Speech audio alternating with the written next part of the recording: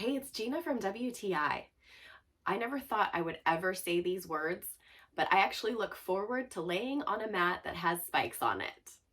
This acupressure mat from DoSensePro is really relaxing and comforting. I know it sounds counterintuitive because you are literally laying on little spikes, but I found it to bring me some relief from tension and pain and relax me to the point where I get really sleepy. Now, don't worry, these are not sharp enough to puncture your skin. They do leave some red marks though, especially if you lay on it with your bare skin. I found that I could immediately lay on it without any kind of covering on my back area, and it felt so good. You feel this instant rush of heat to the area, and it really brings this comforting feeling. I use the pillow underneath my lumbar area and I lay on it to let gravity do its work. That's where I need the most attention. So I've been centering in on that area and I lay on it for about 25 to 30 minutes.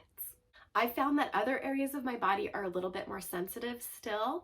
So I'm using a light layer of clothing when I do it on my thighs or my stomach and chest area. If you've been wondering if acupressure might be beneficial for you, I recommend checking out this set from DoSensePro.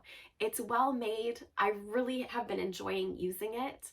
I highly recommend it, and that's my point of view.